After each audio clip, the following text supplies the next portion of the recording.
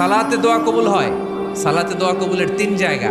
একটা হচ্ছে তাকবীরে তাহরিমার পরে আমরা সানা পড়ি না, আমরা তো একটা পড়ি, আল্লাহর হাবিব সুন্নাহ এবং নফল নামাজে আরো পড়তেন সানা, ওই দোয়া কবুল হয়। দুই নম্বর জায়গা সালাতে সেজদায় পড়ে দোয়া করলে কবুল হয়।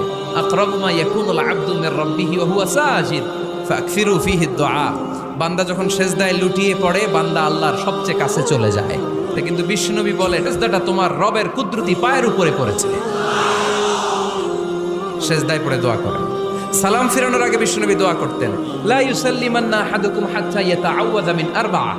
আল্লাহর হাবিব বললেন, চার জিনিস থেকে পানাহ না আছে আমার কোন উম্মত যেন সালাম না ফিরায়। তারা যেন পড়ে আল্লাহুম্মা ইন্নী আউযু বিকা মিন আযাবিল কবর, আউযু বিকা মিন আযাবি জাহান্নাম, আউযু বিকা মিন ফিতনাতিল মাহইয়া ওয়াল মামাত, আউযু বিকা মিন ফিতনাতিল মাসিহিদ দাজ্জাল।